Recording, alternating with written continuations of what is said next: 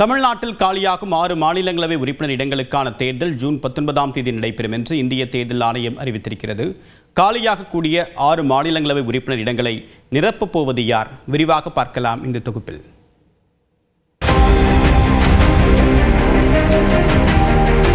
தமிழ்நாட்டில் இருந்து மாநிலங்களவைக்கு தேர்வு செய்யப்பட்ட 6 உறுப்பினர்களின் பதவிக்காலம் ஜூலை 24ஆம் தேதியுடன் நிறைவடைகிறது.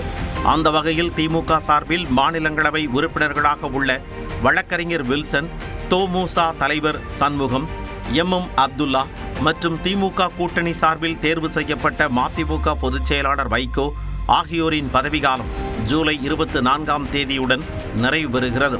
அதேபோல அதிமுகவின் சந்திரசேகர், அதிமுக ஆதரவுடன் தேர்வான பாமக தலைவர் அன்புமணி ராமதாஸ் ஆகியோரின் பதவிக்காலமும் முடிகிறது. இதற்கான தேர்தலை அறிவித்துள்ள இந்திய தேர்தல் ஆணையம் வேட்புமனு தாக்கல் ஜூன் 2ஆம் தேதி தொடங்க உள்ளதாக தெரிவித்துள்ளது. ஜூன் 9ஆம் தேதி வரை வேட்புமனு தாக்கல் செய்ய அவகாசம் வழங்கப்பட்டுள்ளது. ஜூன் 10ஆம் தேதி வேட்புமனுக்கள் மீது பரிசீலனை நடைபெறுகிறது. மாநிலங்களவை உறுப்பினர் பதவிக்கு போட்டி இருந்தால் அதற்கான தேர்தல் ஜூன் 19ஆம் தேதி காலை 9 மணி முதல் மாலை 4 மணி வரை நடைபெறும் என்றும், பதிவான வாக்குகள் எண்ணிக்கை அன்றைய தினமே மாலை 5 மணிக்கு தொடங்கும் என்றும் தேர்தல் ஆணையம் அறிவித்துள்ளது. தற்போதுள்ள எம்எல்ஏக்கள் எண்ணிக்கையின் அடிப்படையில் ஆளும் திமுக கூட்டணிக்கு 159 வாக்குகள் இருப்பதால் 4 இடங்கள் உறுதியாக கிடைக்கும். இந்நிலையில் திமுக 3 இடங்களில் போட்டியிட உள்ளதாக தகவல் வெளியாகியுள்ளது. அதன்படி தமிழ்நாடு அரசு சார்பில் பல்வேறு வழக்குகளில் ஆஜராகி அரசுக்கு சாதகமான தீர்ப்பை பெற்றுக் கொடுத்த வழக்கறிஞர் வில்சனுக்கு மீண்டும் வாய்ப்பு கிடைக்கும் என கூறப்படுகிறது. அதேபோல KP முனுசாமி மற்றும் வைத்திலிங்கம் ஆகியோர் பதவியை ராஜினாமா செய்ததால் நடைபெற்ற தேர்தலில் நின்று வெற்றி பெற்ற எம் அப்துல்லா 4 ஆண்டுகள் மட்டுமே பதவியில் இருந்த நிலையில் அவருக்கு மீண்டும் வாய்ப்பு வழங்கப்பட உள்ளதாக தகவல் வெளியாகியுள்ளது.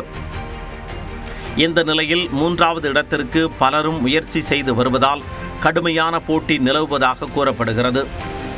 தொமுச தலைவர் சண்முகம் மீண்டும் தனக்கு வாய்ப்பு வழங்கப்படலாம் என்ற எதிர்பார்ப்பில் இருக்கும் சூழலில் கொங்கு மண்டலம் அல்லது மூத்த நிர்வாகிகள் யாருக்காவது அந்த இடத்தை ஒதுக்க திமுக தலைமை பரிசீலித்து வருவதாக அறிவாலய வட்டாரங்கள் கூறுகின்றன.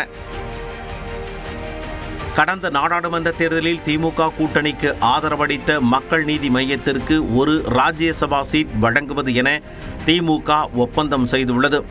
அதன் அடிப்படையில் மக்கள் நீதி மையம் தலைவர் கமல்ஹாசன் அந்த இடத்திற்கு போட்டியிட இருப்பதாக கூறப்படுகிறது. நாடாளுமன்ற தேர்தலில் ஒரு மக்களவை சீட் மட்டும் ஒதுக்கப்பட்ட நிலையில் மதிமுகவும் ஒரு சீட் கிடைக்கும் என்ற எதிர்பார்ப்பில் உள்ளது. மறுமுனையில் அதிமுகவில் மாநிலங்களவை உறுப்பினர் சீட்டை வாங்குவதில் கடும் போட்டி நிலவுகிறது. அதிமுகவிற்கு சட்டப்பேரவையில் 66 சட்டமன்ற உறுப்பினர்கள் இருந்தனர். அவர்களில் ஓ பன்னீர்செல்வம், வைத்திலிங்கம், மனோஜ் பாண்டியன், உசிலம்பட்டி ஐயப்பன் ஆகியோர் மாற்று அணியாக செயல்படுகின்றனர். இவர்களில் உசிலம்பட்டி ஐயப்பன் கட்சியிலிருந்து நீக்கப்படாததால் அதிமுக கொறடாவின் உத்தரவுக்கு கட்டுப்பட்டே ஆக வேண்டும். அந்த வகையில் அதிமுக வசம் 63 சட்டமன்ற உறுப்பினர்கள் இருக்கின்றனர்.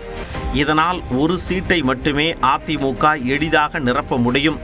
தற்பொழுது அதிமுக கூட்டணியில் இருக்கும் பாஜகவின் ஆதரவு கிடைக்கும் பட்சத்தில் ஆதரவு எம்எல்ஏக்களின் எண்ணிக்கை 67ஆக உயரும் என்பதால் 2 எம்பிக்களை பெறலாம்.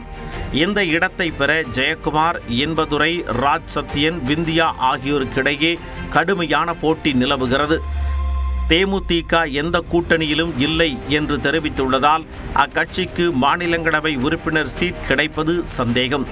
மறுபுறம் அதிமுக வசமுள்ள 2 MP சீட்களில் ஒன்றை பெற பாமக முயற்சித்து வருவதாக தகவல் வெளியாகியுள்ளது. இதனிடையே அதிமுகவிடம் மாநிலங்களவை இடம் கேட்பது தொடர்பாக பாஜக தேசிய தலைமைதான் முடிவு செய்யும் என நயினார் நாகேந்திரன் கூறியுள்ளார். மாநிலங்களவை தேர்தல் அறிவிக்கப்பட்டிருக்கு, எப்படி பாக்குறீங்க? பாஜக எங்கள்கிட்ட இருக்குது 4 சட்டமன்ற உறுப்பினர்கள். அதிமுகவுடன் எதுவும் இடங்கள் பெற வாய்ப்பு இருக்கா? அவங்களுடைய அதை பற்றி எங்களுடைய தலைமை தான் முடிவு செய்யும்.